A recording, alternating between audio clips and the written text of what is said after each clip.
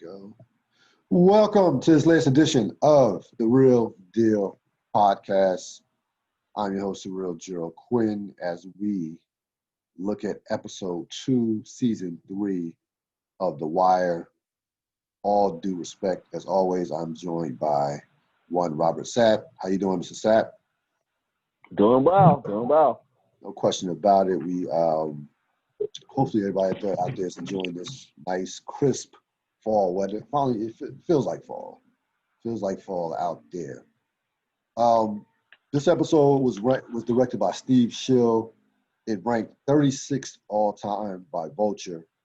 You had the epigraph being, "There's never been a paper bag." One, Bunny Colvin. I really liked this episode a lot. Even more so than I don't know how many times that I've rewatched this series and this episode in particular. I really was feeling this episode. The themes, I thought that it was kind of like, to me, the new versus the old in ideals, and we saw it, we see Avon Stringer, we see Bunny, versus the institution. We see an old way, we see there was a number of new versus old but situations that transpired in this episode. We will certainly flush those out throughout the course of the episode. Opening scene, our buddy Omar is back in the mix. An early return for Omar. Normally they like to try to bring him in but episode 3. For this season, he was brought in right away, basically in episode 2, as he, along with his partners Kima, Tasha, and Dante, purposely rob a Barksdale and intentionally rob a Barksdale stash house. Of course, well planned, well executed. You see Omar one of the few times in this series that Omar actually curses, and he will curse again in this series, in this season. So stay tuned, and it will be a very, very poignant and very powerful scene that he will curse in that will stand out. But one of the few times that he curses throughout the course of the series, he lets it be known, hey, yes, I'm robbing you. You're Avon this is the Barksdale stash. The guy says this is a Barksdale stash, with all due respect, and that phrase was used a lot during this episode, all due respect. And in classic Omar fashion, he responds, "Do tell." And that's how that scene wrapped up. Your thoughts on this opening scene and this introduction to, this introduction to Omar for this particular season? Yeah, it's interesting. This one, you're right. It usually comes to episode 3, and I was thinking about, why open this episode this way, given how the episode is constructed? And I don't know. I don't know. But of course, it's great to see Omar and the crew and how he's robbing Barksdale. That's what it is. Just as I said it, I'm just, oh yeah, that's right. This is the beginning of the setup of him and Barksdale. So it's the do tell at the end of it. This is, with all due respect, and that was the first all due respect. That's also the name of the episode. Yeah, I said there were a number of all. As you said. Sorry. So you're right. They used it. It matters. This one matters. This phrase, all due respect, matters. And so in this one, this is the beginning of it, when Homeboy is telling Omar, with all due respect, this is a Barksdale joint. When I was thinking about this as I was watching the episode, and when someone says all due respect, that means they're not going to respect you. That's literally what that phrase means. With all due respect, basically, and now I'm about to say something that's effed up. Yes. And so the way that Omar used with all, after all due respect, he's like, this Barksdale drunk, just do tell, and? Right. As a matter of fact, Yes.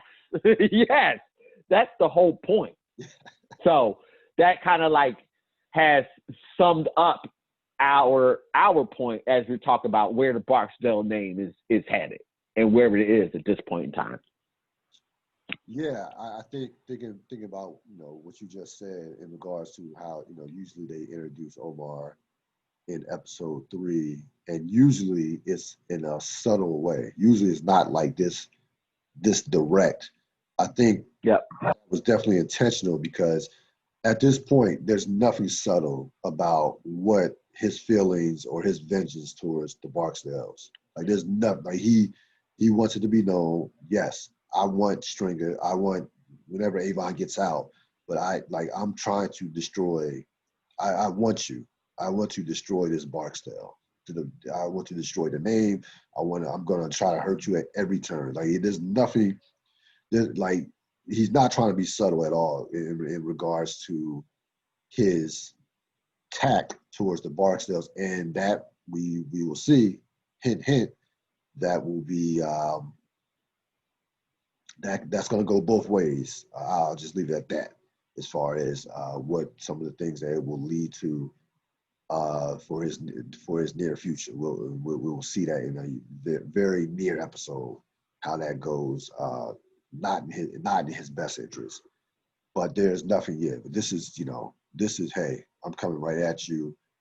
Yeah, this was pre-planned, but like because think about this, he's coming and they know he's coming, so to speak, or they know there's a beef both ways. They don't neither one of them like each other, and this is still the Barksdales are not what they once were, but it's still much easier drug dealers to rob than they are Barksdales. Despite the Barksdales not being where they once were, it's still easier out there to rob, and it's like no, I'm coming at you. So I think they intentionally, wanted to let you know that they didn't want to be. He was not going to be subtle towards going direct at them. You have McNulty. And Frazier, who's a medical examiner. Frazier, of course, is McNulty acquires about D'Angelo Barksdale's death. Him and Frazier are looking through photos. He's asking Frazier some questions about it. We will see again. This is clear setup. We will see how this plays out over the course of the season. But this is another part of the layers of the Barksdales that that they're going to show throughout the course of this season. Again, clearly a setup scene, but what were your thoughts on this particular scene? Really quickly, I actually do have a thoughts on this one. Yeah, absolutely a setup. But also you have Omar who opens up, and then you have McNulty next investigating D'Angelo. They're setting us up. We know how the season is going to end, so I can't not be thinking about that throughout this whole thing. And so, as this is how I'll say it, as much as I have shitted on McNulty in the first 2 seasons, right. His character in this aspect is very consistent.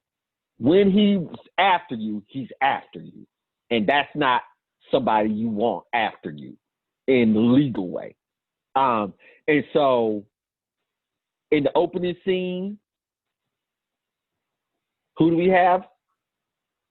Omar. I'm asking you. And who is he after? Avon, the Barksdales. Yep. And then the next scene, who do we have? Jimmy McNulty. He's after. And who is he after? Stringer Barksdale. So, yes. Yeah. So, anyways, that energy is starting. That energy is starting. And they're setting us up to let us know that energy is starting. Yeah. Yeah, because it's not a coincidence that you had those 2 back-to-back scenes. That's definitely not a coincidence at all. Those two particular characters. And that whole dynamic of even going back to season 1, that D'Angelo McNulty dynamic as well. Even though D'Angelo at this point is dead. So you have Avon and Stringer. Also, let me finish off with this scene. I love the comedy aspect of the scene as far as the kids with the scared straight, and then Frazier says like more like bored stiff or bored to death. The kids, they have the kids looking at this dude who's been shot through the heart, and then the cop saying, "Look what that bullet did to his heart." And so I love that part of the scene as well. Even before McNulty gets into it, starts talking about D'Angelo Barksdale. Um, Avon and Stringer. Stringer goes to visit Avon in jail. They, of course, are dealing with the new reality of having to basically negotiate and try with other drug dealers and not having the prime real estate to being basically out on the street and having to grind. Avon's like, look, let's start looking at new territory. We gotta get that Fremont, this Fremont property. Get that lunchtown crowd, which is like 25. He said somewhere like 25,000 a day, somewhere in that vicinity. Stringer's like, yeah, that's cool, but it's the bodies that got you in here. If we could do it without the bodies, then we should go that way. And then Stringer also says, Stringer tries to appease to Avon's ego. Yeah, if a fool step to us, then we're gonna do what we have to do. And then Avon was like, look, people are gonna be watching us on this, seeing if we're gonna fuck this up. And that's when Stringer said, we're gonna do what we have to do if a fool step to us. Then you had a interesting dynamic before the scene ends of talking about how you fixed it here. He said asks Avon, how are you fixing it? He says, yeah, man, I'm good. Levy got it all tightened up. I'll be out before it get cold. And as soon as he says that, Avon's smiling and saying, yeah, I'll be out before it get cold. You had a subtle pause in Stringer's facial expression that was very similar to season 2 when Tillman gets arrested and Stringer sees it on television, but right before he's about to study for his midterm. And I wish they could put those scenes next to each other and see it. They basically was the same facial expression of a pause that was on Stringer's face. It wasn't even, like, he didn't even smile at all. It was like he wanted to smile or was about to, but it was like, no. It was a subtle pause right before the scene ends. He's definitely not feeling Stringer. He's definitely not feeling Avon getting out that early, or getting out at all, for that matter. Give me your thoughts. Yeah. So we're here, and that means things are going to be more. This is the story of this season. So this is the drumbeat. There's no more like subtle hint. So I say that to say the actor Idris Elba. Made a choice. He made a choice. And you're absolutely right to call back to that moment, because he made a choice there, and he wanted us to remember that choice that he made. When he's first sitting down, when they're first in the first part of that conversation, or the majority of that conversation, Stringer's completely confident and at ease with Avon. Completely confident, because he knows his pitch now. The pitch is that we don't have enough muscle. The pitch is we don't want bodies, because bodies are what brings us cops. And that's what's gotten us all jacked up. And as you said, he pointed out that's what got Avon in there. And so his pitch now to everybody, anyways, we'll get to that scene. But so he's confident until Avon brings up, I'm going to be out. And then it's just like, oh, that's right. I'm going to have to deal with this. I'm going to have to deal with this. That kind of like is where I took that from. So, yep, good scene. Yeah, excellent scene. So this is where the Barksdales are at as we go to the next scene. You have Country, Shamrock trying to negotiate product for territory. The Barksdales again don't have the prime real estate anymore, but they do, because of the Prop Joe connection, have the best product. So we see Country, we see Shamrock talking to local, I'm gonna guess, lieutenants and crew leaders, not so much kingpins, but crew leaders, mid-level dealers or lieutenants of that nature, trying to negotiate their product for a piece of their territory. And Country, who's the first guy that we see in the scene, says, the dude says, let you come in, and then he says, nah. Then the Country says, hold on, this is gonna work out the best deal for both of us. And then you see Shamrock, who is Stringer's second in command, says gives him a price, or gives him saying that the price that we pay and you can step on it 8 or 9 times, says you won't, basically saying you won't find a better deal. So we see the Barksdales, and again, unfamiliar territory, having to basically not so much almost start from scratch in terms of trying to find prime real estate around the West Baltimore drug trade. What were your thoughts? Sorry, I was thinking about if the scene where. So anyway, so sorry, I was getting scenes mixed up. So Stringer, when he's talking to Avon, also lays out the plan. Sorry, like when I was saying that, he's laying out the plan, and so this is the plan. This is how the Barksdale organization is going to operate moving forward, as according to Stringer. They are not about violence. They are about business. And so each of these lieutenants each of the soldiers that Stringer sent out to talk to the lieutenants is doing their job. Stringer told them to go negotiate. There is not to be any violence. Later on, we'll get confirmation of that through another character. But so this is what we're seeing is how the drug game, how Stringer wants the drug game to go. But then we'll get a great juxtaposition coming up to how some people operate. It's like, that's nice that you want to negotiate, but anyways, it's coming up. Yeah. So that's what I just want to point out. Yep. They're following Stringer's orders. Stringer wants this to happen. Yes, this is his plan. Stringer is trying to, in essence, Stringer is trying to buy corners. In essence, he's trying to buy corners. He's trying to. No. I mean, yes, kind of. But here's also what I say.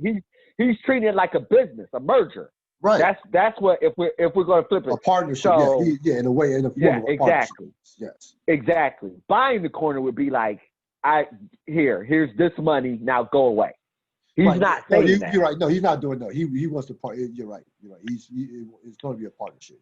They say. Country says. That's what he's proposing, and that's what's going to keep the bodies down in his mind. Right. Yes. Is that he's not taking over? He's saying let's share, and you'll make more money. Right. Yeah. There's no question. Yeah. You're absolutely right. So Bodie is on.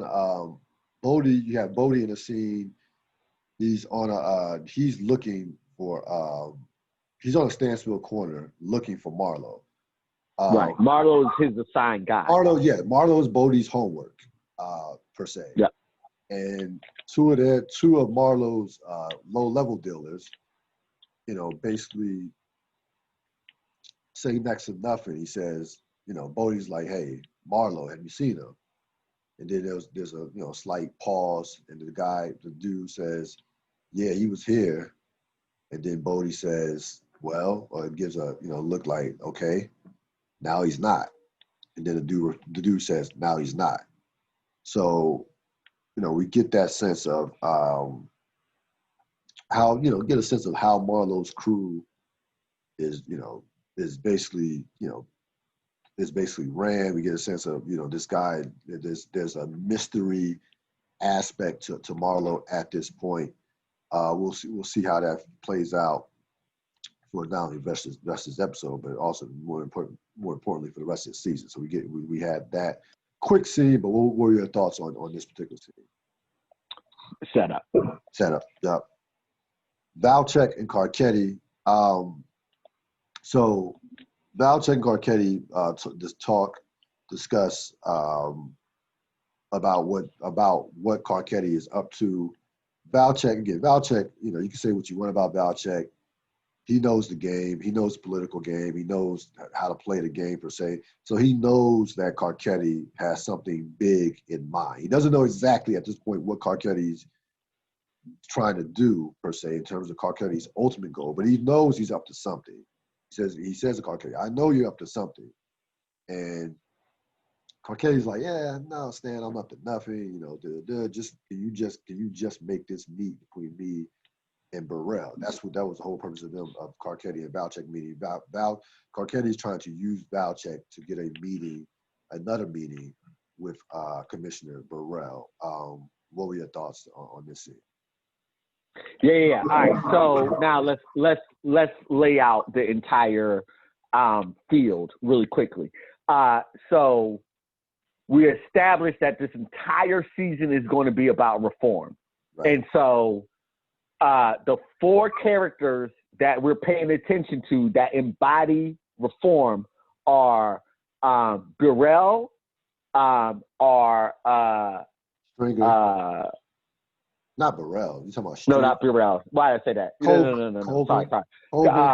Bunny Colvin, and not Stringer. Marlo is. Oh no, you're right. Sorry. Stringer. Marlo's in there. Marlo's the reform to the reform of Stringer. But so it's Bunny Colvin. It's Colvin. It's Stringer, and it's the mayor, or what's his name? Carcetti. And so with Carcetti, he is trying to figure out how he can get himself into the system, and because it's Baltimore, and the way that he figures that he can get himself into is by getting into the mayor's inner circle. Right. And because of the committee he runs, the person that he can have the most influence over is Burrell. And because Burrell is in a vulnerable position, meaning the mayor, he's not already elected, right. That he's vulnerable right there. And so this is what Carcetti is trying to do. In order for him to initiate the type of reform he wants to see, he has to get inside the mayor's inner circle. Yeah. We see Carcetti, beginning to, and we saw a little bit at the end of not at the end, but towards the latter part of the last episode, see him start to plant those seeds, and we'll see how it flushes out throughout this episode, and start to plant those seeds for his ultimate long game.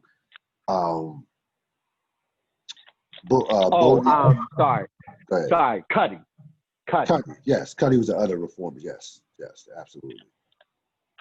Stringer's not reform, by the way. Stringer's not reform. It's Cuddy. Those are the 4. No, Stringer's not trying to reform the game. Yeah, he is. No, he's not. He's not trying to reform that game. No, he's not. He's trying to operate it the way that he sees fit. That's different from reform. But it's still a form of reform, though. The way No, it's not. We can argue about that a little bit later. But even when we were talking about this, like last week, we were not talking about Stringer as being a reformer. That's what we brought Stringer last week. No, we didn't. No, we brought Stringer, but we didn't bring him up as a reformer. The reformers were the new people on the block. Those were the reformers. We'll flush it out. Stringer's not reforming the game. Go ahead. I disagree with that, but we'll flush it out. At the end. Bodie and Pudding. So Bodie, at this point, hasn't found Marlo. He tells Pudding, who was a low-level dealer in the Barksdale. You've seen him around the last couple seasons briefly. He tells him, set up in this particular territory. Pudding basically says, hey, we're going to bunk. It's going to be, Pudding, and I got to give Pudding some credit. Pudding sees the fact that it's this is gonna turn into some type of battle because they're literally setting up right across the street from Marlowe, which basically they are setting up in Marlowe's territory.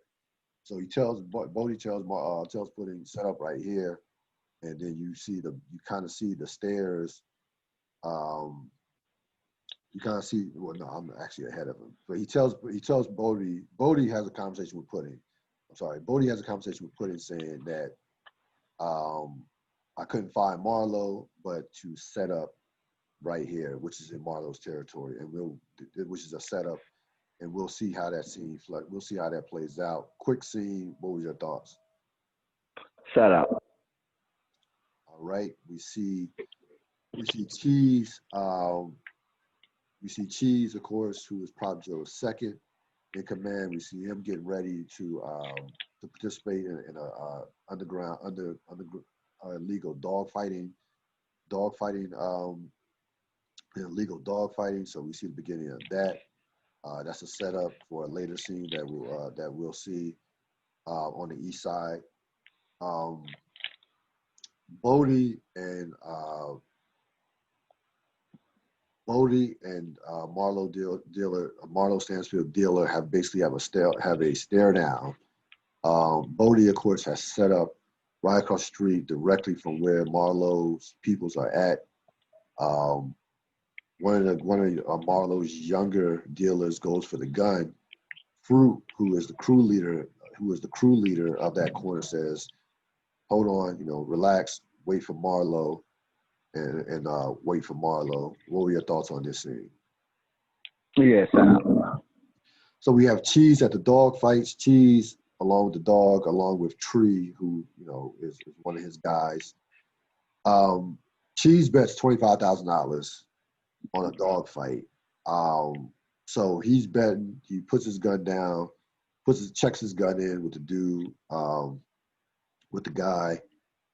Who's doing the check-ins, and but his guy, Cheese's guy, Tree, notices how muscular the opposing dog is. So you probably at that point, regardless of how many times you watched the episode, knew that wasn't going to end well for Cheese's dog. watching that other dog who looked like LeBron James in terms of all the muscles that dog had. What were your thoughts on this scene? Set up.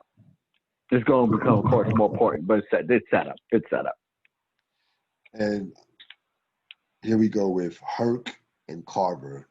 So Herc and Carver are just basically passing the time right before, or just basically passing the time. They're discussing what man they would have sex with in order to sleep with the Olsen twins. So Herc says to Carver, "Who do you want?" Carver says to Herc, "Who?" Herc says the Olsen twins. So what man? So Carver says one guy, one time. We'll see how this scene plays out. This was the beginning of basically a episode running joke between those two. Basically showing how bored officers can get doing surveillance or police work. What were your thoughts on this scene? Yeah, running joke. Like this is one that didn't have any deeper meaning. Cheese. So we get back to the dog fights. Cheese dog, of course, loses. He takes the dog back behind a van and kills the dog and shoots the dog. What were your thoughts on this scene? Set up. Herc and Carver. So Herc asked one of Marlowe's low-level dealers, Justin, about where can you get sideways hats from, and the guy says, because Herc says, and this has to be one of the dumbest Herc moments in the history of The Wire. He says, I go to the mall or the stores all the time, and I only see them with the front of the bill. How do you guys how do you guys get him to look like that on the side? And the guy Justin says, you just turn it to the side. You just turn it to the side. Turn the hat to the side. And then Herc says, "Oh, thank you." And then Herc and Carver notices some Barksdale soldiers spreading out on the street from the terrorists. What were your thoughts on this scene? Yeah, I'm pretty sure Herc was joking, Cyril. And then the second I don't know thing with him. is, I don't know with him. Herc, you never know. Nah, because to your first point, like what they're showing here is that they're bored. Like there's like literally nothing for them to do. And this is how they handle their boredom. Now, I'm not saying that this makes Herc and Carver look like smart characters, because it absolutely doesn't. This was Herc. No, I remember Herc. I'm saying both of them though. They're both in this bucket because they're both having these dumbass conversations. Right. And so yeah, I'm definitely not saying Herc looks like a genius or anything like that. But what I am saying is that he knows that you turn a hat to the side. Yeah, he's just messing around. That scene, I actually was more upset with the youngin, because that's the one who couldn't recognize Colvin as the police chief. That's the same. Yeah, that's the same one. Yeah. So I'm more annoyed at him. I'm like, yo, I need you to stop talking to police. You out here selling drugs. I need you to stop. I just need you to stop. Oh, to that point, that is exactly to that point. That this is another scene that will show you why this guy probably should be in the drug game. And this is intentional. He annoys me. I need you to pay attention. If this is the profession you choose, I need you to pay attention. You actually need to know this. This is very important to your job. Who are cops and who aren't cops. You're exactly right. This is very important to your job. That's the same dude from the last scene. Yeah, this is a fundamental skill. This is a fundamental skill. He needs to learn. He does. So we go back to Cheese and Tree. Tree tells Cheese, I don't think you need to kill the dog. Cheese says, he went cur on me. And then Tree tells Cheese, I think you got played.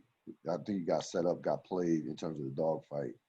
And then he looks at a piece of red cloth that was on the ground. What were your thoughts on this? That's what all the other scenes were setting up to this one. Everything that we talked about with the dog fight, that Cheese got played. Yeah. So it was setting up and showing all the different the signs that he was going to get played. Yeah.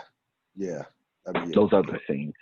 They it's funny with this because this was now, keep in mind, this is 2004, so this is before Michael Vick. This is before Michael Vick. We watch television. We watch a lot of television per se, and there's a lot of it's basically gotten to a point anything goes. Even on network television, you have with sex and violence and things of that nature. You will not see dogfighting.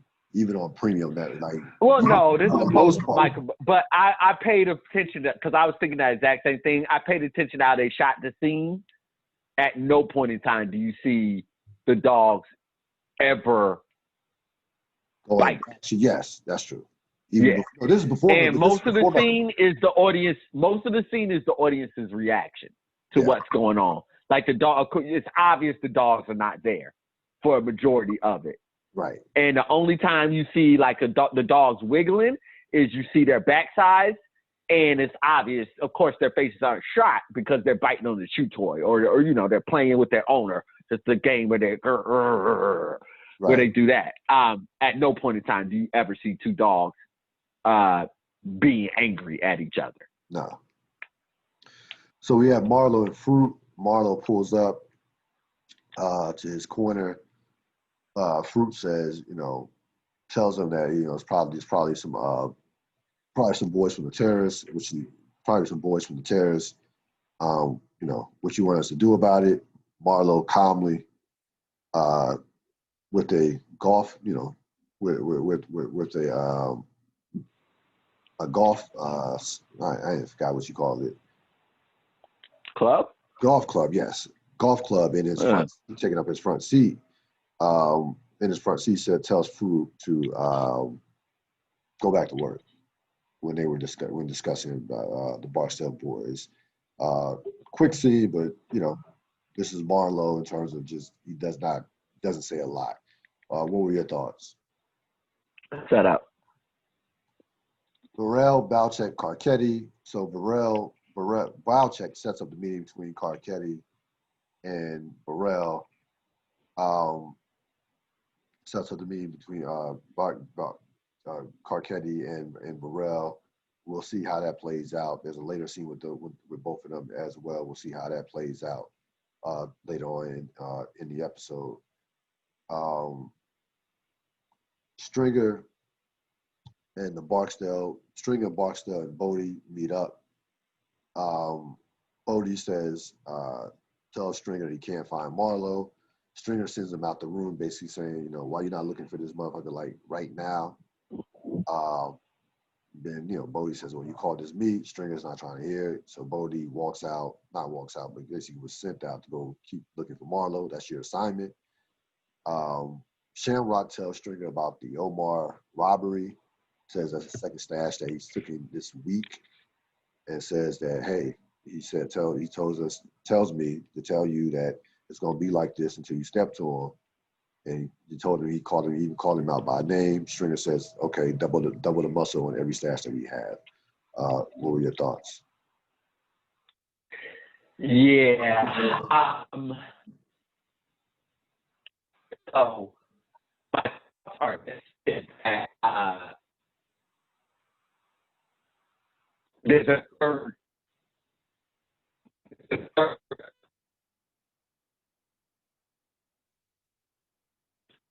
So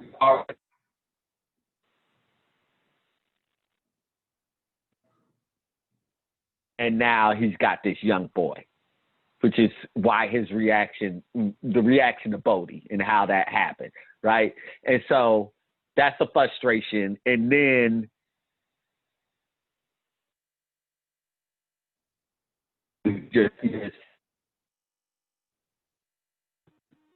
and we know, so the earlier intro between Omar and the scenes with Omar and then McNulty said one thing, and now you have in the same scene Marlowe and then Omar mentioned Marlowe bucking.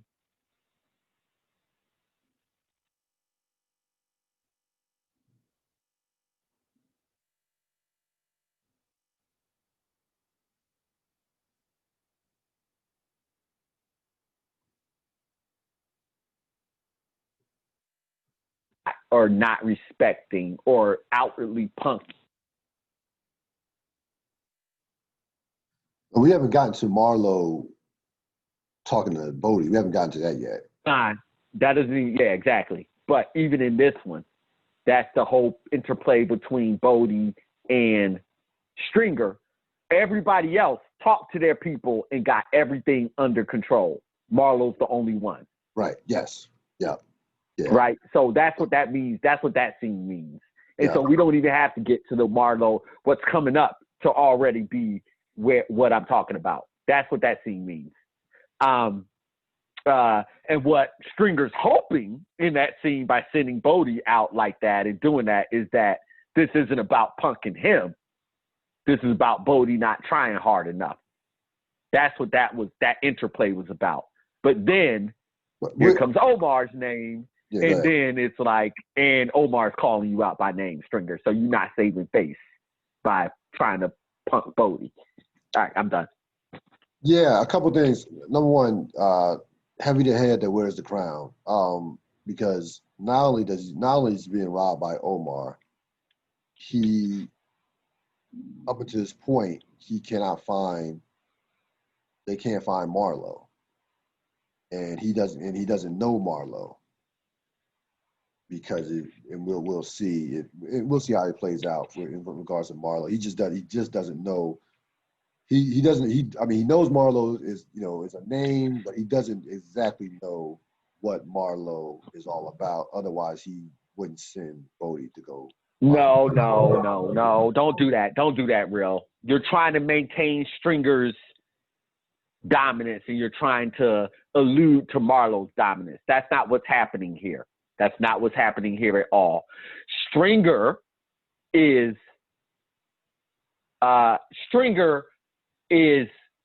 playing a game that he is not equipped to play. And we're seeing the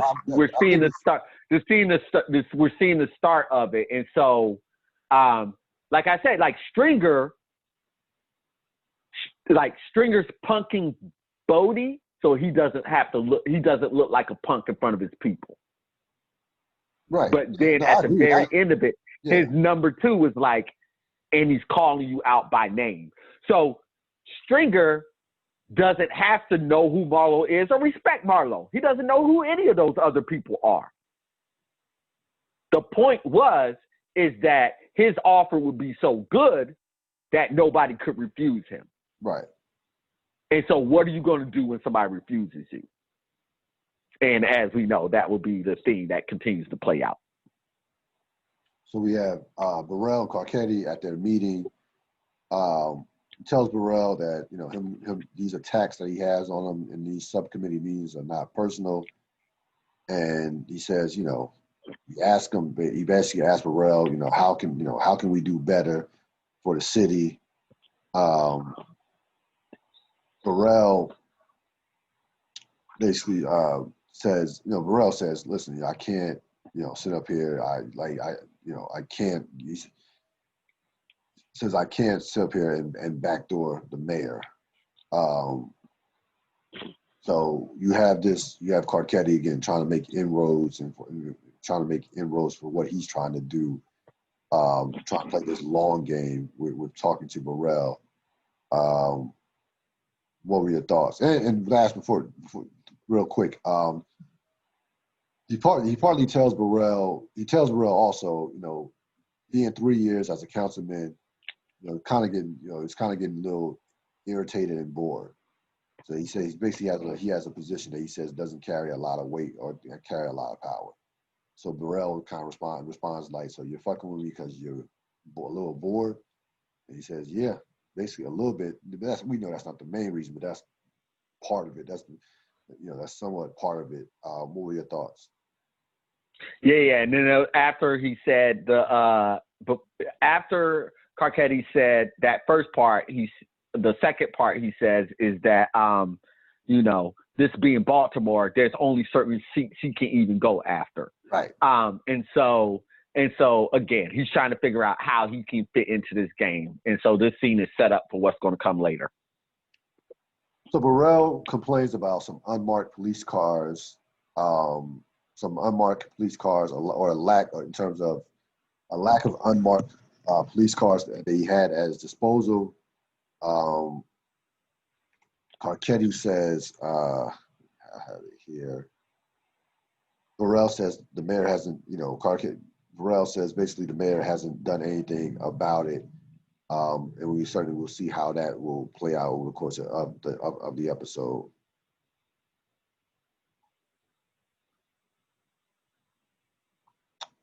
Marlo and Vincent. So this is the first this is the first time we see Vincent. Vincent appeared. This is at a rim shop that Vincent owns. Vincent seems to be to Marlo what Butchie is to Omar as kind of an advisor who is very familiar with what's going on in the game, in the drug trade. So they're discussing the Barstow, Avon, and he tells him, are those people? He tells Marlo, those guys from the terrorists, they're Avon's people for sure. And he says, and this lets you know how connected Vincent is. He tells Marlo, you better be ready for war because Avon can handle up. You best be ready. and Avon is coming home soon.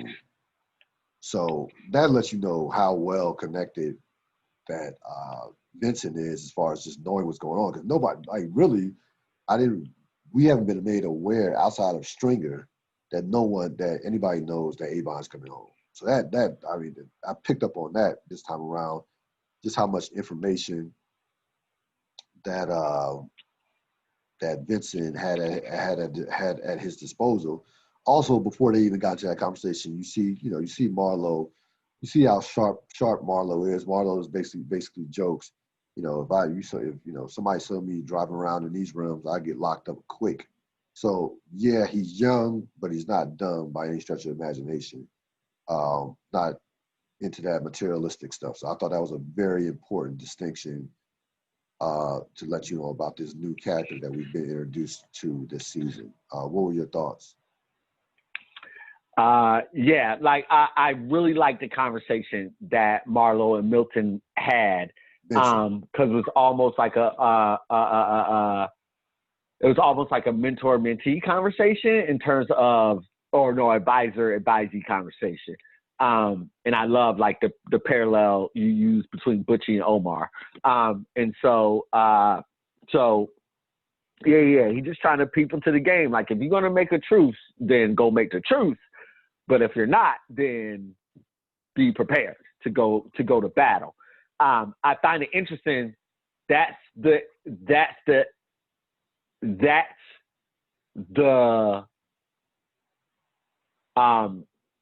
advice being given to Marlo, but how that, I find it interesting that that's the advice that's being given to Marlo right now, because that's going to inform a lot of what happens later on. Right.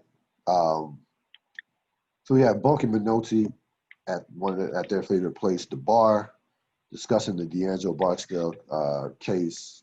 Minotti says, tells him about the photos, tells him about, he's looking into it. Bunk says, says to him, black men normally don't kill themselves. And and then we see them, do what they do. They try, they run a game with this young lady in which McNulty to get McNulty, basically get McNulty laid at the end of the scene. What were your thoughts on this scene? Oh, set up. Yeah. Tree and Jelly. Tree shoots Jelly, who set up Cheese at the dog fight. If you want to know who Jelly is, Jelly was the guy who was with the other dude whose dog fought Cheese's dog. So he had the blue shirt on, wave cap. So Tree recognized the game that was being running, told Cheese about it, when he told him that he got played, the same guy was on the corner talking about having a very interesting conversation about Bumpy Johnson. Like whoa, the famous Harlem drug kingpin. So he's telling these youngins a story about Bumpy Johnson, and before you know it, he gets popped in the head and said the guy Tree says wolf and walks away. What were your thoughts on this scene? Set up. Cutting with his parole officer. Parole officer basically says, I don't care what type of job. Cuddy is on his feet now, out of jail, trying to and by the way, has just been, pushed, that seemingly at this point you think Cuddy's going to go completely straight after what transpired with him last episode with Fruit and getting ripped off with the drugs. So Cuddy, the guy tells Cuddy, I don't care what type of job you get, just get a job. What were your thoughts on this scene?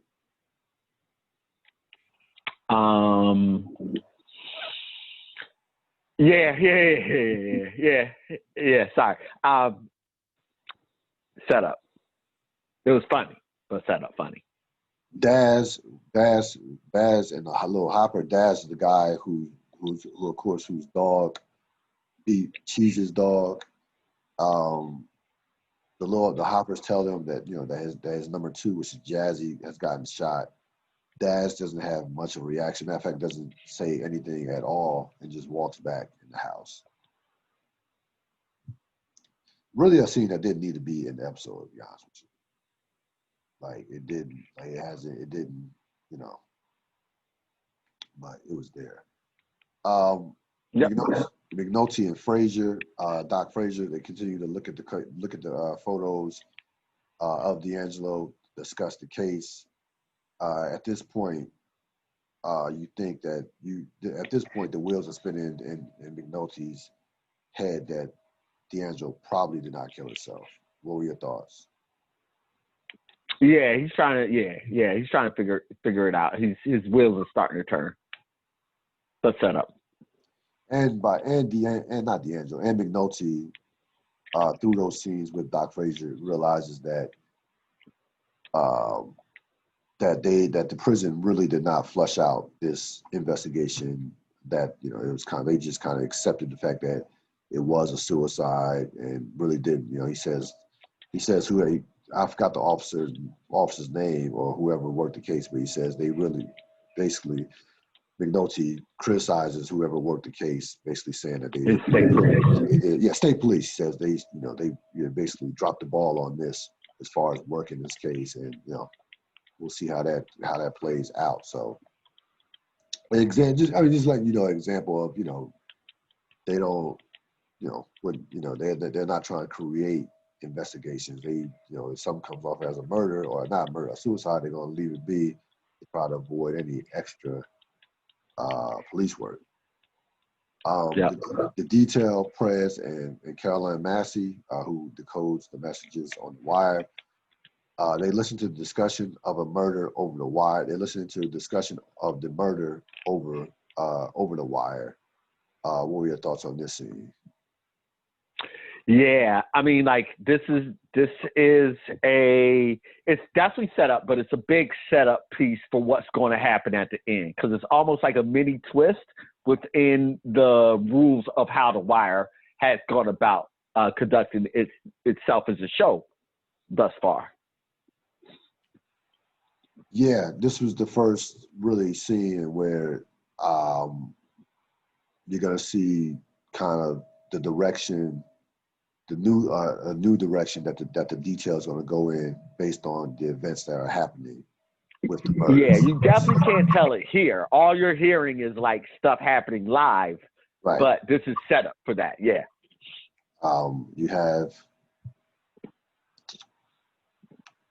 Herc, Poop, and Carver. Herc and Carver pull up to Poop's corner. They take Poop in the car, and basically, they basically telling them like, look, so unless basically saying like, look, you're not in the terrace anymore, or you're not in the towers anymore. This new breed of drug dealers is not something you've seen before. It says, Herc says something. Not Herc. Carver says doesn't it seem like a dawning of a new day to you? And then Poop's basically saying like, look, and this kind of go back to my theme of old versus new. Poop is an old head at this point. He's been 3 seasons in. He says to Herc and Carver, like, yeah, people talk about this new generation, like this new breed that we've never seen them before, and so on and so on. So Poop doesn't, Poop is not aware of how fierce the Stansfield crew is at this point, and nor should he be, because they haven't had, they haven't bumped heads as of yet. So you kind of get a sense of. I thought this scene was a great scene from the standpoint of trying to give you a sense of where they were going in terms of Barksdale and versus Stansfield. What were your thoughts on this scene? Yeah, I thought it's setup scene. Yeah, it's clear. So definitely a setup scene. But it was interesting to hear Poop talk about like, yeah, we're not. Like Pooh is even, we make fun of Pooh at times, chasing women and what have you. But at this point, 3 seasons in, Pooh is like a grizzled veteran. So it's like he's saying that, like, he's basically telling Herc and Carver, like, look, I've been on the streets. This is what it is. It's not. I'm not gonna be shook by this so-called new breed of drug dealers that you're talking about. Yeah, the detail here about murder over the wire, and then you have Cheese discussing the killing of his dog over the wire. Now, at this point, the detail thinks that Cheese is talking about another dealer, and then they hear a live shooting over the wire. Freeman goes to checks in with Norris about the bodies. Norris basically rebuffs him and basically hangs up on him because Freeman was asking, Ed, how many bodies do you have? How many bodies do you have? Norris basically blows Freeman off and hangs up on him. What were your thoughts on this scene? It's setting up for kind of like the big reveal at the end. You have Colvin and his second in command, Lieutenant Mello, discussing with another officer about the juking of the stat game. Quick but very, very important scene in my opinion. Yep. I mean, we're just juking the stats. I mean, this is where it all comes from. All these scenes put together. No question about it. It's just another instance. Yep. And we will have plenty of time to flush out the whole process of how the juking the stats affects. Well, I mean, it's just pay attention at this point. Like they're showing you what it is, but they haven't explicitly said it yet. Right. So we have Herc, Carver, Poot, Bodie, along with their girlfriends, at the movies together at the same time. So they come out the movies and see each other. You have Bodie and Poot basically, taunting Herc and Carver about the fact that they bust them all the time with no evidence and with no drugs. And then you have Bodie and Poot. Bodie was leading the conversation saying, wow, so y'all go to the movies. And then at the end of the scene, they see Dozeman's girlfriend, and they see Dozeman is dating a black woman, which they are surprised at, seemingly surprised at by virtue of their facial expressions. What were your thoughts on this scene? Yeah, just more Herc and Carve not getting their lives together, or just this is a scene that just didn't need to be in the episode. Let me just be flat out. Yeah. You're probably right. Yeah. It serves no purpose whatsoever. No, other than to say that Dozeman is dating a black woman, which is not. Sure. No, it really had no significance to your point. So Freeman and the Eastern District. Freeman goes down to the Eastern District to see the photos of the murders that he wanted over the phone from Norris. So he goes down there and he sees a number of photos of these murders that are happening seemingly by the hour. What were your thoughts on this scene? Yeah. Shut up. We're getting there.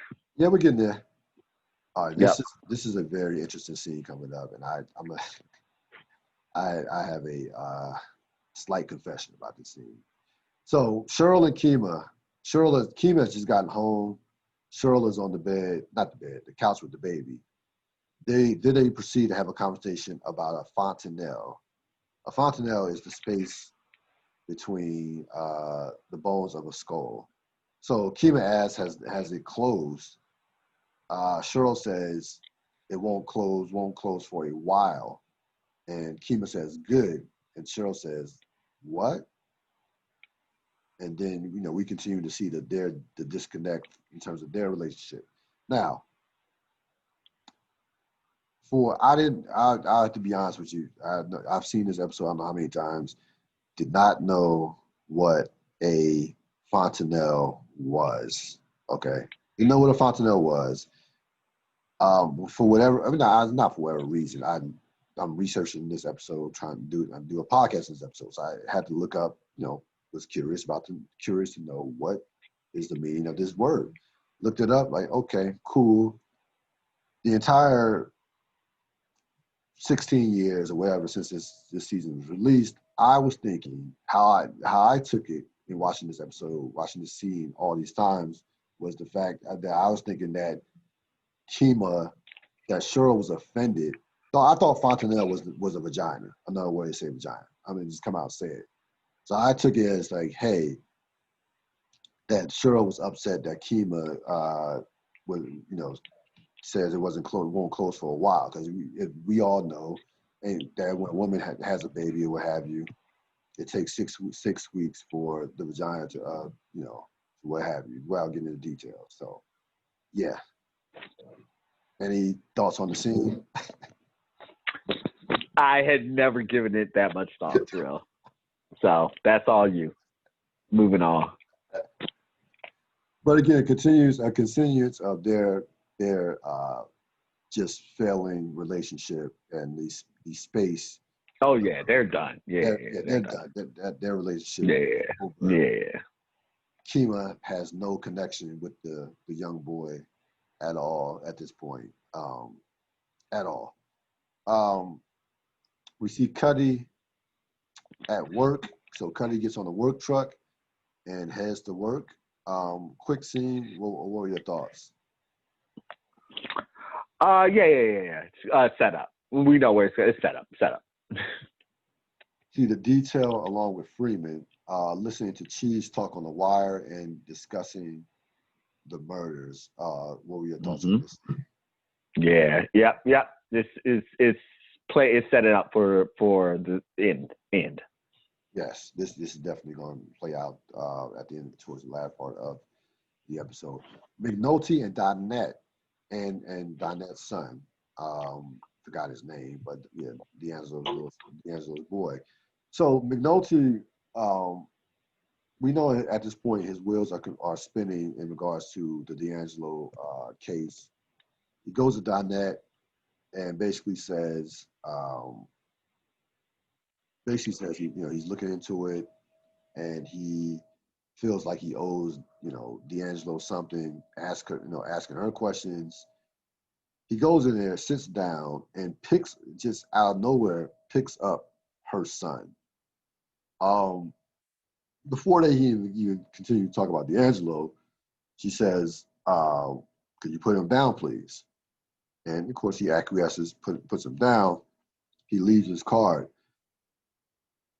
Besides and we'll see how again this scene will play out throughout the course of the rest of the season with this scene, what this scene ends up leading to. But this was a classic McNulty from just a complete lack of just, I guess, not reading the room. Like you're in the house of the enemy. Like you've put the Barksdales in jail. You were part of the police force that put the Barksdales in jail. The father of her son, and you are comfortable enough to pick her son up and sit him on your lap. I was just, even now looking back at it, even seeing this scene a number of times, but even looking at it again yesterday, I was like wow, like okay, really, McNulty, this is what you're going to do. What were your thoughts on this scene? I think McNulty's trying to stir up some stuff in the Barksdale organization. He sees the tea leaves of how the wire's going, and so he's trying to find another avenue to go at them at this point in time. Right, got you. So yeah, so of course he leaves his work card with Donette. Major Taylor at Comstat with Rawls. Poor Major Taylor. He's just like, man, he's just getting drilled left and right from Rawls. Doesn't have a clue what's going on in his own district. Can't even finish his answers because Rawls, Rawls basically is finishing all. Rawls is finished. Rawls is asking and answering the questions at the same time. Yep. Because Taylor doesn't have a clue. This guy clearly is an incompetent major. Slow down. He's incompetent. He's incompetent. No, slow down, because you just said don't do that. Don't do that. Now you're making me jump in. Because you just said he's both asking and answering the questions at the same time. So he knows the answer before he asks the question. And he knows his major doesn't have answers to those questions. But the problem is Taylor doesn't have any answers. That's part of the problem. Nope. Rawls is being an asshole. He's asking specific questions of data of which he doesn't have and which he knows he doesn't have. And the way that you know that he doesn't have it is because the only way that data is had is by the wire. So that's number one. And then the number two thing, Cyril, you're not going to win this, so don't even try. And the number two thing is that's the overall assessment of the entire show about the Baltimore City Police Department, right? It's like that, because of the techniques they're using, the techniques themselves are ineffective. And so what Rawls is in effect doing is he's beating on a major for using techniques he already knows is going to be ineffective, and then pulling out specific data points that he's going to beat him over the head with.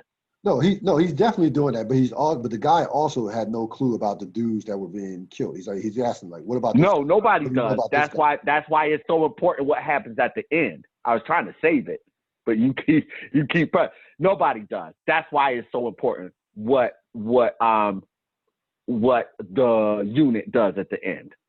But I get what you're saying as far as he's taking shots. Don't give Rawls that credit. At his own system, which he is. Actually, listen, I'll call out Rawls for being an asshole. I don't think Rawls was being an asshole. He was. He absolutely was, real. And this guy is incompetent as well. This guy is incompetent. Nope. You're wrong. This one, you're wrong. You don't think this guy? That's not what that scene was reading at all. At all. Rawls was being abusive with his power. Period. In the sentence. So he tells the guy. The entire argument on this show, on all of this, as we've already stated, on Comstat is all bullshit. So Rawls is just picking numbers he wants to use at that point in time to bang on the guy. So Rawls tells him at the end of the scene, you got 8 hours to get this under control. Marlo and Bodie. So Bodie finally completes his homework assignment, finds Marlo.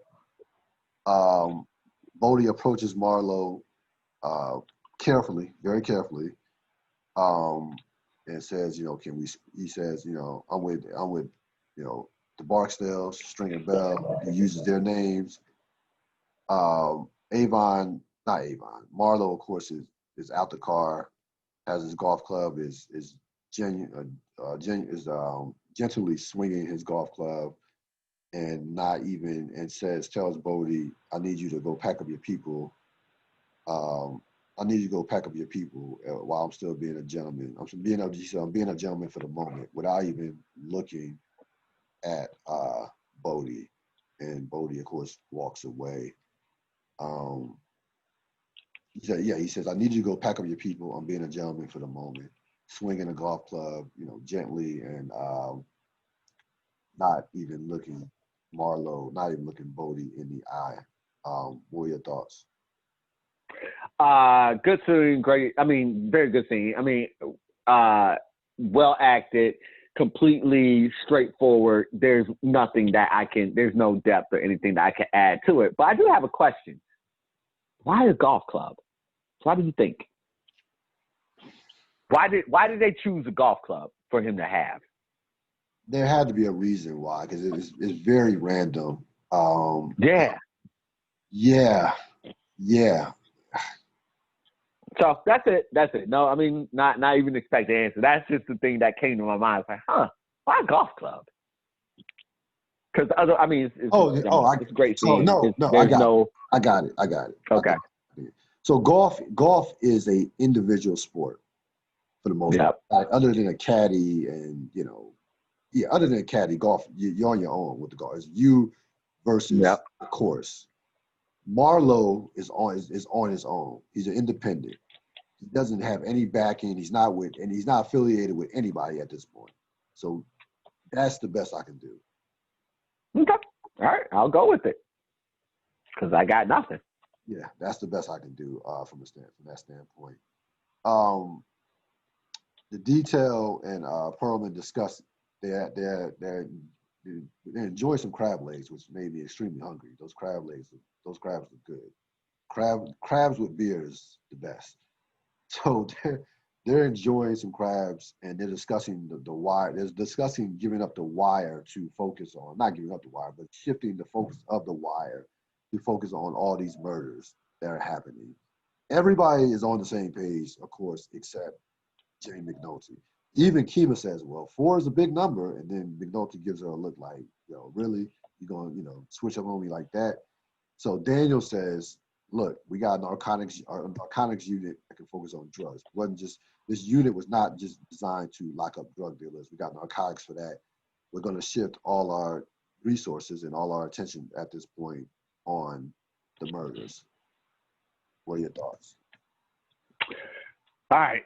So, just spoiler alert, everybody in this scene gets the Chardine Award because there's a lot going on in the scene. There's so much going on in the scene. It's very complicated and complex in my mind. All right, so on one end, I've been really consistent about my opinions of McNulty character and how everything's going. But in this instance, I 100% agreed with him.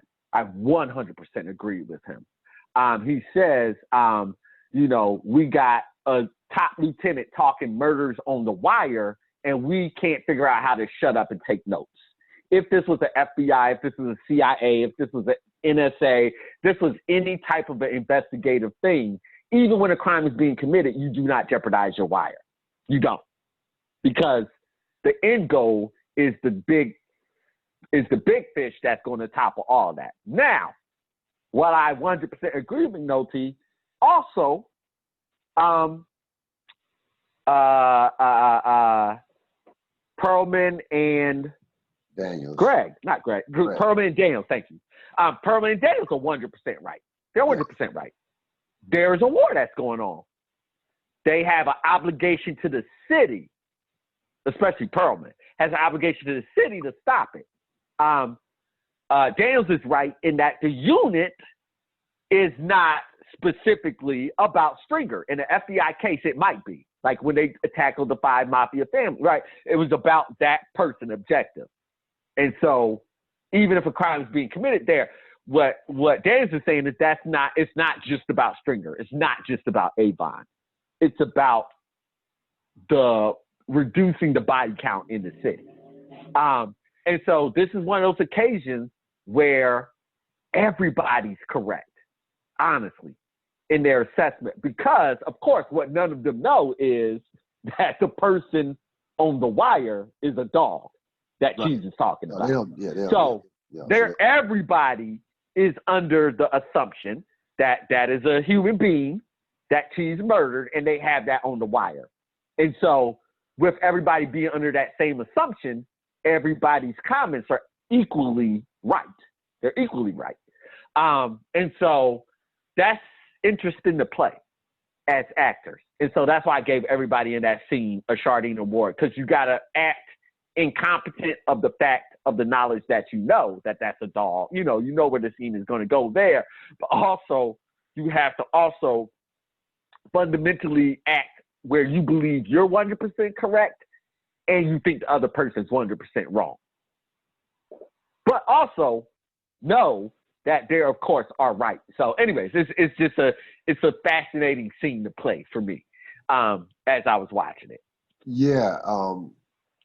some of the best writing in television scenes are like this, where you can see both perspectives, and it's not Right. there's no black or white, and this Right. definitely depicted that, especially from a guy in terms of McNulty, won't hesitate to call him out on his bullshit. Like you said, he actually had a point, even though he was in the minority of the point that he was making. It still was a valid point that he was making. He was 100% correct. 100% correct. So we'll see how this plays out over the course of the episode. See Cuddy, go back to Cuddy. Go ahead to Cuddy. He's doing lawn work as the owner of the house is just badly speaking bad Spanish, and the workers, the Latino workers, have no clue in terms of what the hell she's saying. And Cuddy's kind of observing this. What were your thoughts? Yeah, this is set up. We go back to the detail. We see the detail go raid a stash house. Funny part about this scene was the door was already open, and the guy in the front with the barricade hesitated, and Daniels was like, "Go!" Like the door's open, you just gonna stand there. So we see them raid a stash house. Any thoughts on this scene? Set up. Get back to Herc, Carver, and Dozeman. They right before they're about to go on their undercover sting operation, they Herc is discussing says something about Dozeman's girl, about having sex about Dozeman's girl. Doesn't realize that Dozeman probably heard it, because he said it as soon as he said it. Dozeman walked past quickly, and Herc tried to play it off that as to say, "Hey, what's up, Dozeman?" Dozeman, I'm guessing that Dozeman probably heard. No, he didn't hear it. He didn't hear it. He didn't hear it. No, he did not. So he says he finally comes up with the guy that he would sleep with, and he says, Mastriando, the Oreo catcher back in the day, tells a story about he had the toughest job in baseball, catching Cleet Wilhelm's knuckleball. These are actual players, by the way. Those of you want to reference that. Back in the day, in the 70s, when the Warriors were great, were a good team. So, yeah, Carver has accomplished what he wanted to accomplish, and that Herc. Here's the thing: Herc was going to be, and you're right about Dozeman. Dozeman didn't hear it. Herc was the butt of this joke the entire time without even knowing it, because you see as they. Well, we'll see. I'll say it. This is a different scene, but we'll see what transpires. But Herc is going to be the butt. Herc is going to be the butt of this joke. Going to be the butt of this joke in the entire episode. Any thoughts on this? Nah. I got nothing to add. Cheese, Bunk, and McNulty.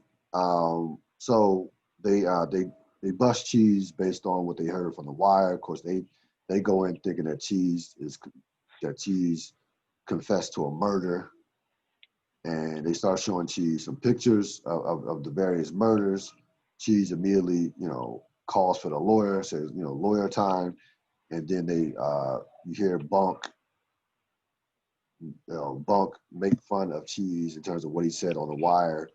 And then they played it, and then McNulty says, "Well, yep, we got you on tape." And then they ask him, they try to make a deal with him. He says, "Well, where'd you leave the body?" And they said, behind. He tells them the place, and then he brings up the SPT, which picks up animals.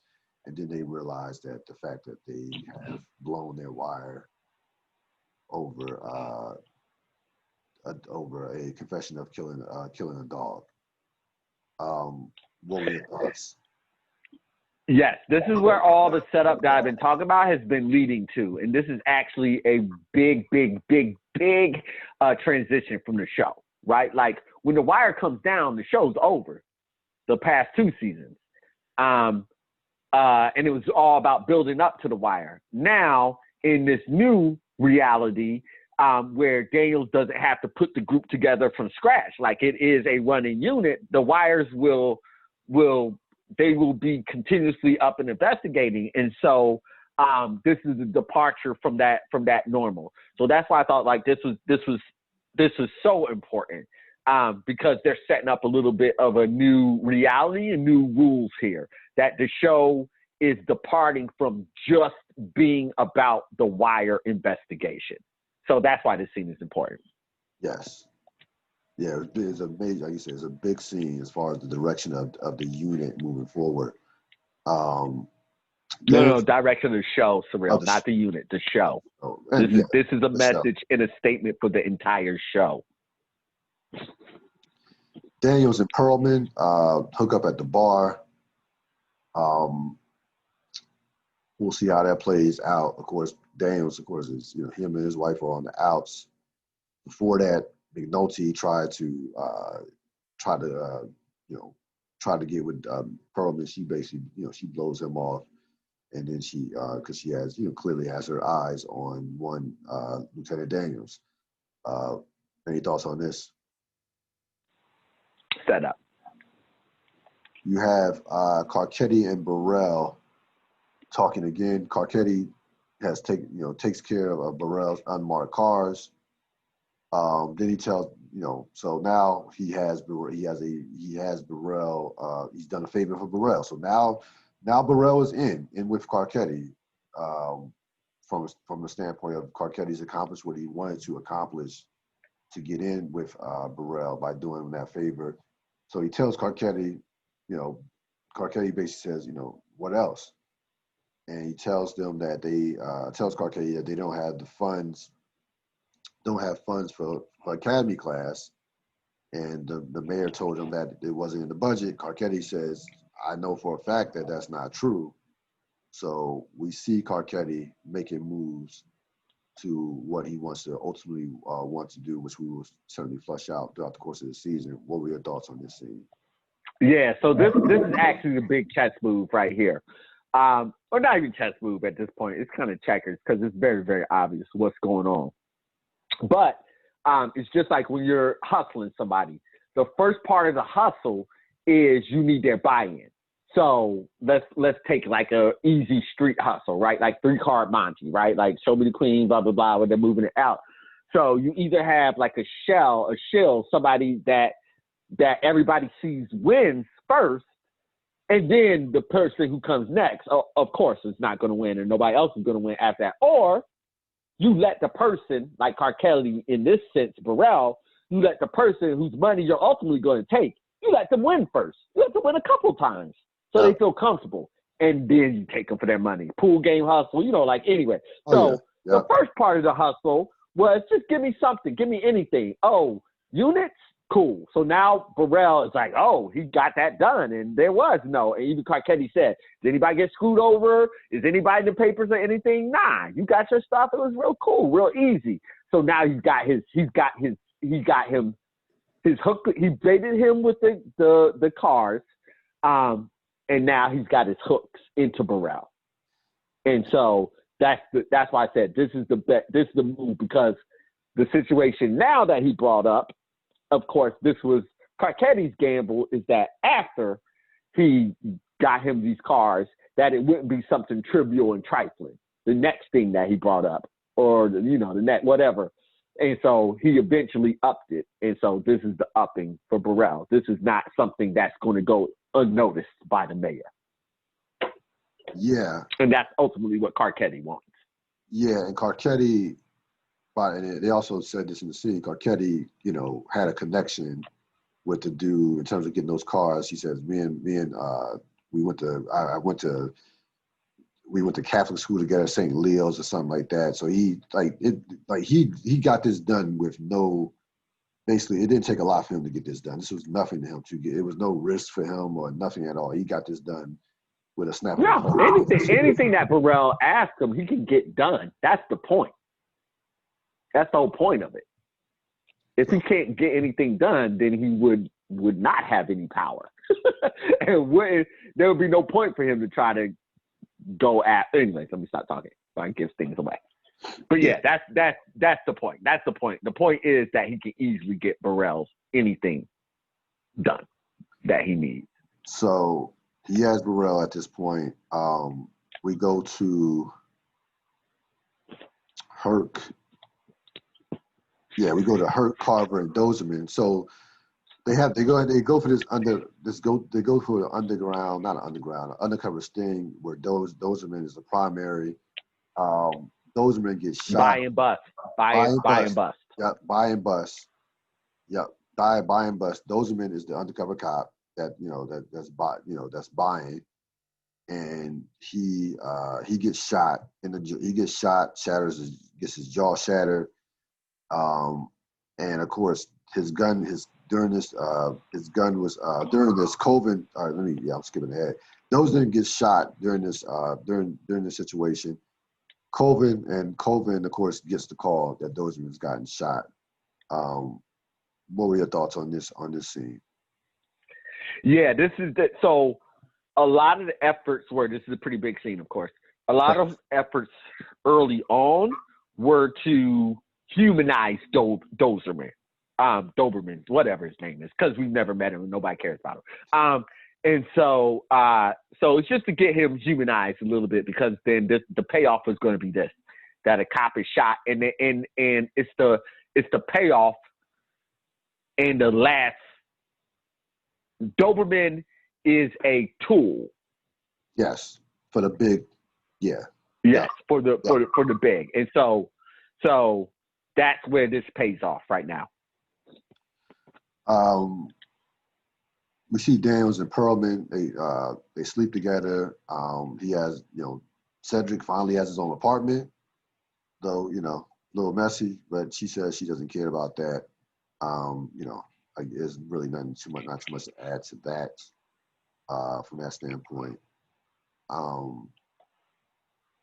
Colvin, Herc, Carver, and other Western officers. So they get the news that Dozeman is going to live, shattered jaw. Of course, they have no solid leads. Herc, before Colvin arrives on not on the scene, but at the station, Herc says, guy, we find this dude, he's a dead man, so on, usual Herc type talk and what have you. Colvin at this point has had enough. And I thought this was well played by Robert Wisdom, who plays Colvin. You can see his body language.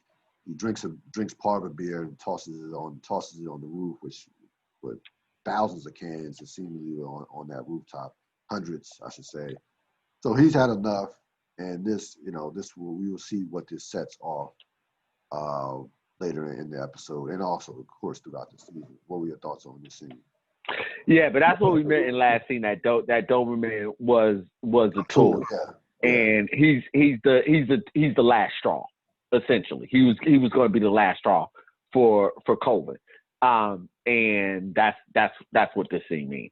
And you see during this scene as well, when they're describing Carver's describing what happened, Colvin's just shaking his head like no, and he's reached his breaking point at this point, in this particular moment,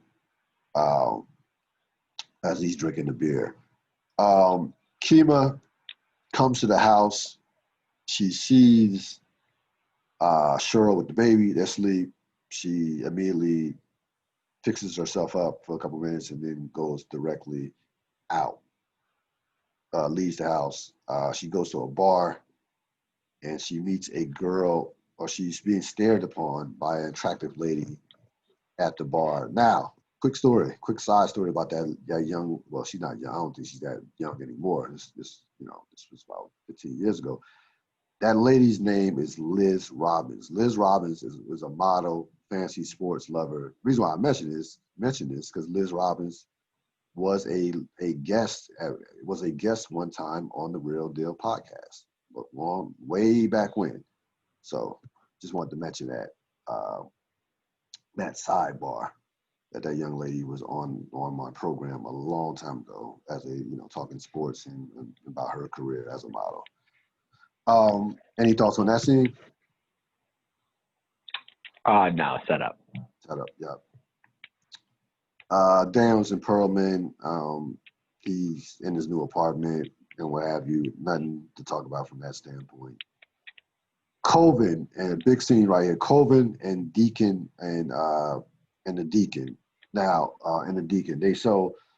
Coven, this is the morning after. Coven, is physically, mentally shot, tired. Tells, he's filling a call in his car, says, look, you don't want me talking to the police right now. You really The press. says the press, not the police, excuse me. The press. That wouldn't be wise. So he gets in contact with the Deacon, says, you got a cup of coffee, you got some coffee boiling. They have a conversation. Colvin, in the conversation, very introspective conversation, saying that I got my 30 in. I had an officer tonight get shot.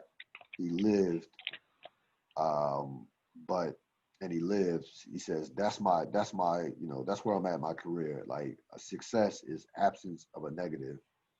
He says, the city is worse than when I came in, when I took it over. The Deacon says, hey, you fought the good fight. Fighting drugs is like sweeping leaves on a windy day.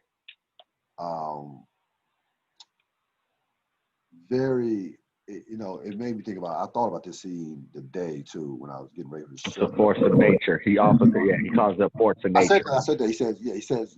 Oh, you did say force. Okay. He said sweeping leaves. Yeah, he said drugs. Yes. Keep going what you say. So I thought about this, and I'm gonna guess Colvin's got 30 years in, so I'm gonna guess that he probably is in his early to mid 50s per se. And the idea that you reach that point in your life where you start to reflect on what legacy and what your life has meant, and did you did you fight the good fight? Did you accomplish what purpose has your life served? And has legacy. Legacy from that standpoint. Very introspective scene, tremendously acted by Colvin, by Robert Wisdom, and also the Deacon, who's not even an actor. So the Deacon is the guy whose Avon's character is based upon. That guy was a real dude out there, as far as he was a real drug dealer, kingpin. Melvin Williams and Ed Burns busted him back in '86. So the guy that plays that role, the Avon Barcel character is mostly based on that dude. And what were your thoughts on this scene? And Ed Burns and Melvin Williams formed a friendship over the years. Yes, they up until the point that Williams died. He died a couple of years ago. Yeah, they were very close. Yeah. So that's how The Wire can be The Wire because of a relationship like that. That's the only way this show can be as good as it is, because of a relationship like that. Or, who knows? One of the reasons why it was as good as it was because of a relationship like that. That's as intimate and as close as you can get as a person on the outside. Developing a friendship and a relationship with someone who lived that life and who's willing to tell you the intricacies of the story. That's how you can paint this picture so well. So that's a very, very, very, very important relationship. As far as the scene goes, it's a series stiller. I love this scene. I love the reason I didn't hear you say it's like a force of nature was because I was listening to you say the next line. I was waiting for that line. I love that line. It's an amazing scene. This is a top 5 scene in the entire series for me. Wow. You got I love it. I love it. It's so powerful. Because he's essentially saying, he's telling, it's like what you said. As a person, when you go and you reflect on your life, like how powerful is that, first of all? Yeah. And then what they're talking about is such a powerful concept, right? Like this thing that is drugs. And what Melvin Williams, what he's saying, the pastor's saying is, you're not fighting drugs. You're fighting people's basic instincts. You can't defeat that. Yeah, you can't fight nature. You can't fight nature. Man, no. You can't fight man's want to destroy himself. Yes. Yep. You can't fight that. That's a force of nature. That is inherent in humanity. Yeah. And so he's saying, don't put all that on your shoulders. Yeah. You did. I mean, like what he's saying is you fought the good fight. Right. You got up every morning, dressed up, and tried to police. And that's as best as you can do. Yeah. But it is. But Bunny's in a different, and Colvin's in the space because Doberman just got shot. Right. Yeah. That's why that's such a powerful moment. What happened? He's not going to be talked out of what's coming. No, not at all. Yeah. Even though, what's Melvin Williams' cat? Now I'm thinking so hard. Melvin Williams. What's his character's name? At this point, it was just. Is he just Deacon right now? Yeah, right now it's Deacon. Yeah, that's I saw Deacon. Okay, yeah. So the Deacon, yeah. I couldn't remember if they said his name either. But the Deacon's 100% right. He's 1,000, 1 billion, 1 everything percent right. In a essence, this is so much of what this show is about, but so funny. So it's like a look in a mirror. Like the show's put up a mirror to itself because it's a show about fighting against drugs, but to what end? Right. And that line, leaves on a windy day, that sums it up. We've all been there. Any of us that have had any type of line space and have lived in any type of environment where it gets fall and the leaves fall, you wake it up. And if it's windy, you're just raking for them to fly across the yard again. Is such a deep, powerful analogy and a look at what they're saying. It's so good. It's so good. No, like it is a tremendous scene. It's a tremendous scene. Look, I'm saying that's a top 5 for me. That scene speaks to everything that I enjoy, but I can understand where that's barely recognized by other people. I totally get it. But I love that scene. It's a tremendous scene. Yeah, like he, and also staying on that theme of mentorship. We saw Marlo with Vincent, and we talk about Butchie and Omar. We will see this relationship play out over the next couple of seasons. It kind of falls in that realm too of a mentorship. Like this guy clearly, the Deacon's clearly older than Bunny.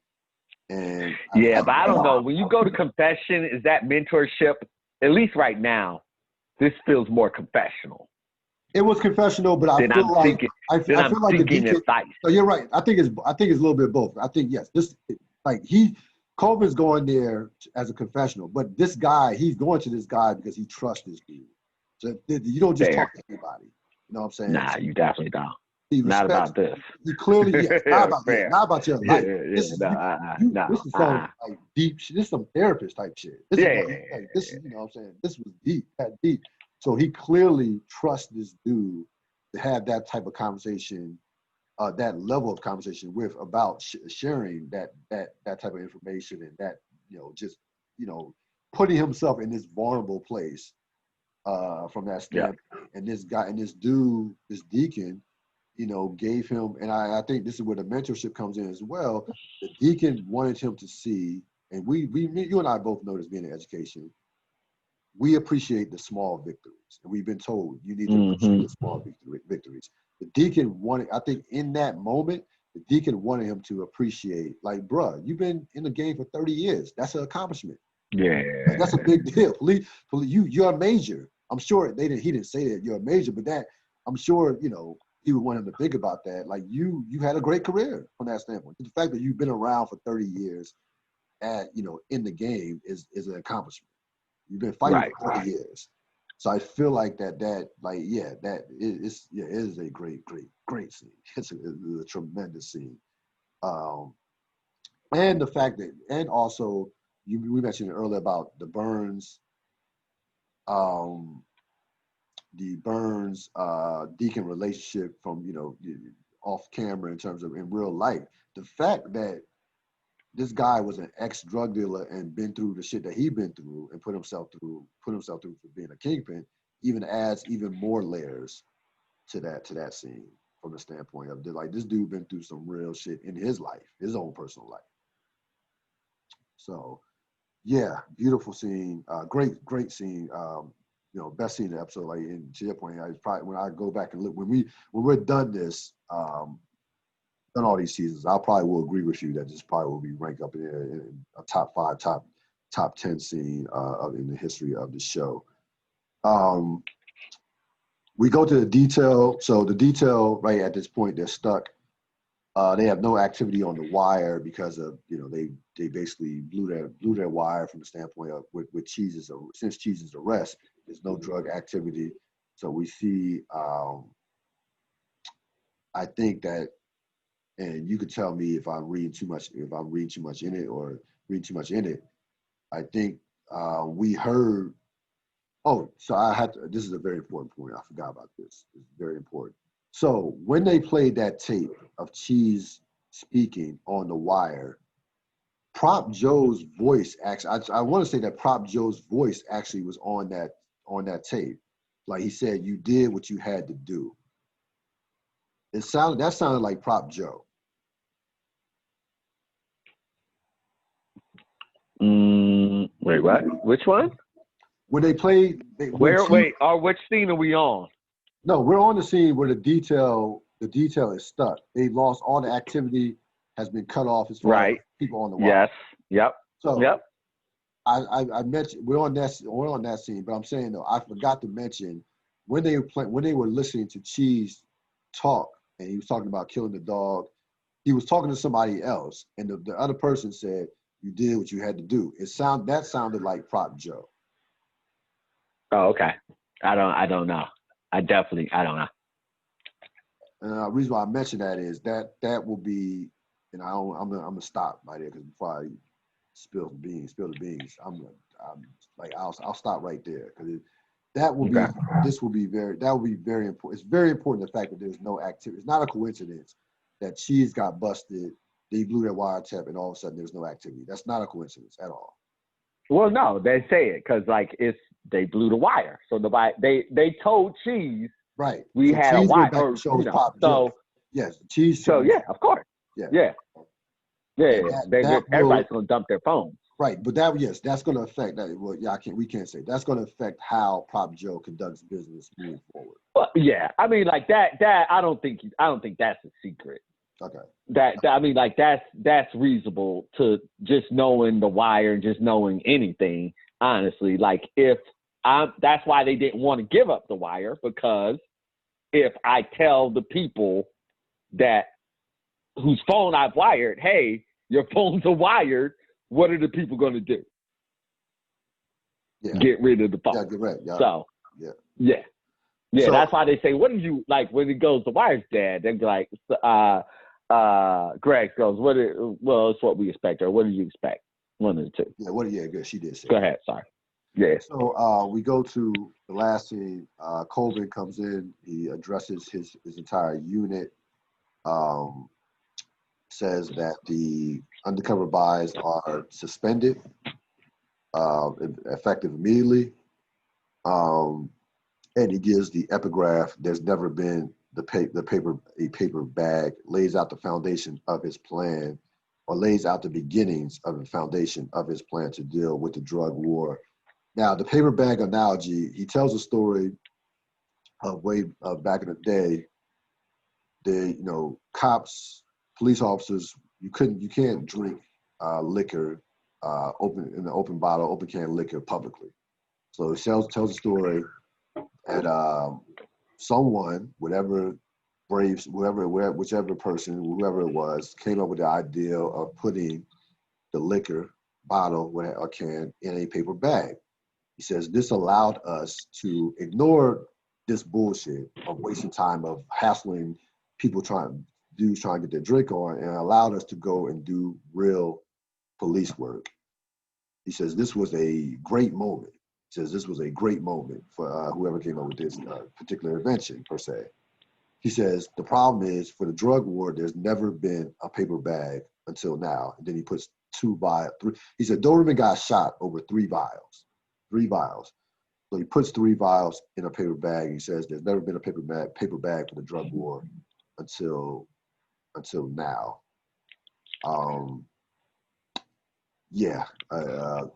Just a great, perfect way to end the episode. What were your thoughts? So my first thought is Money Bet. Most people have this as a top 5 wire scene right here. It's fantastic. It's fantastic. It is as well known a scene as any scene can be in wire history. Further than that, it unfurls Colvin's manifesto, his reform initiative. It's right. It's all right there. Now, I'm even going to take this another level higher. The reason why I said, and I was waiting for this exact scene to go into this. The reason why I said this season is where The Wire grew up. The first 2 seasons, you could tell that The Wire is very technically proficient, and that means well shot, well acted, well scripted, fantastic. This right here is where The Wire grows up and becomes a television show, a great television show, because it becomes more theatrical. And this is a speech in Caesar, in what's the movie with Charlton Heston? In there going around Spartacus. So Spartacus. This is Russell Crowe in Spartacus was actually no Gladiator. Spartacus is Heston. Russell Crowe is Gladiator. Spartacus is Kirk Douglas. That's Spartacus. That's Kirk Douglas. Oh, sorry. Yeah, Charlton Heston. No, Charlton Heston was 10 Commandments. Spartacus was Kirk Douglas. You can 10 Commandments. Yeah. Sorry. Heston's 10 Commandments. Yeah. Take it. Say, the pattern. I hope I know what you're saying. I know becoming clear. I know. Heston. Heston, 10 Commandments. Yep. Spartacus Gladiator type speech. Trying to remember the actors. I probably should have left that out. Russell Crowe and Gladiator. Yeah. So, this is the first of like this type of operatic speech, theatrical speech that is in there. So we get it early, and we're damn sure going to get it later with others in between. This is where The Wire becomes the best television show. Period. Yeah. Because they added this to their game. It's like a great player when they add that turnaround J. They added everything else fundamentally fantastic, everything else perfect, and then they add something on top of that to their game. Yeah. And they creating a more theatrical experience through the show, not just a real nitty gritty cop show, which is great, but that can wear real thin over a period of time. And how many times can you do that? This is where the show, it pivoted, it changed, it morphed, and then it added something fantastic to its game. Yeah, I thought they did a brilliant job of of leading you up to him making this decision. Like even going back to the episode where the young boy got shot in season 2, when he gets to the scene and he's like, he's talking to Rawls. Rawls says something to him. He's like, and he tells Rawls, yeah, I know the drill. It's just pointless, though. He says what we're going to do is pointless. And he, when he suspends the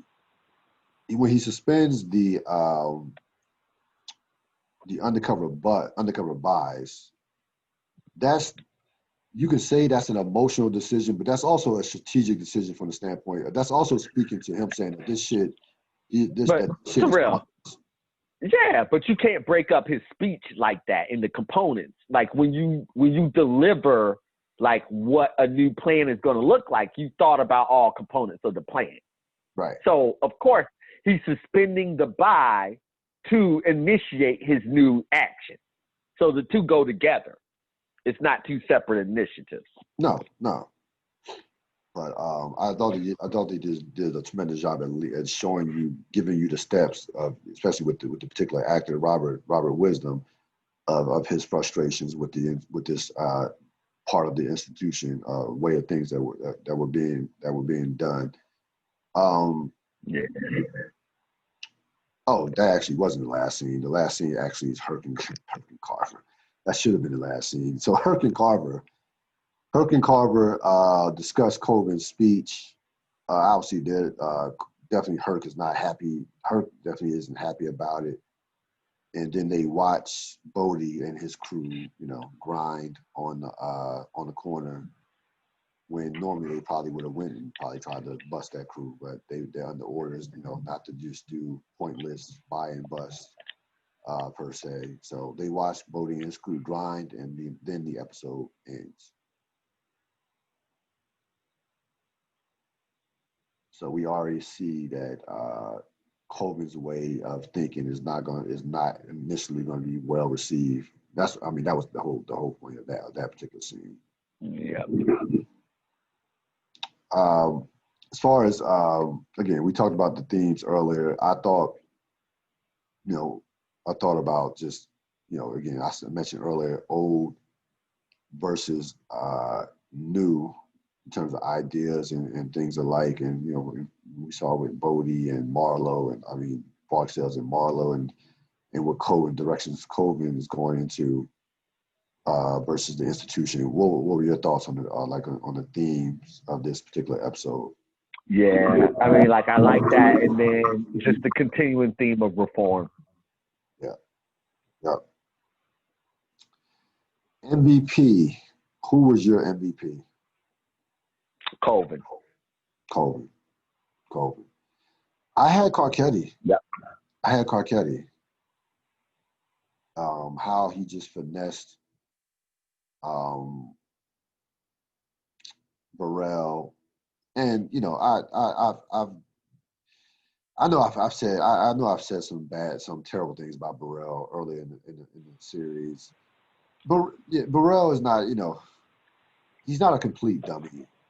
Burrell kind of doesn't see what Carcetti is going, doesn't see Carcetti's big picture. But he does. But Burrell does know that Carcetti clearly wants something from him. So I give Carcetti a lot of credit for finessing someone who probably knows that you're trying to finesse him and still getting what you want from that standpoint.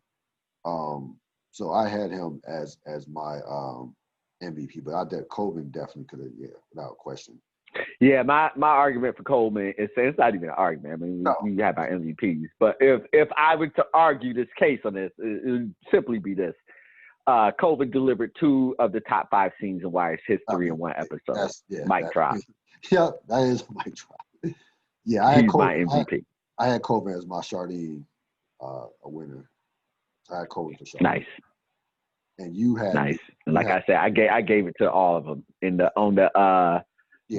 eat crab, the crab scene. I gave it to every actor in there. Yeah. Particularly McNulty, Perlman, Daniels, and McNulty, Perlman. Daniels, Perlman. Yeah. That was the 3.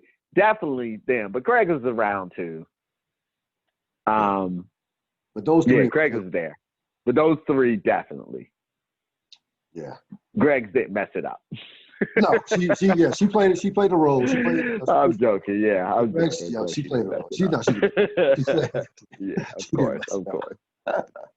No, she definitely played her part. So yeah. We are 2 episodes in, and it's only going to get better. On big episode next week. A huge episode next week. Like a huge episode.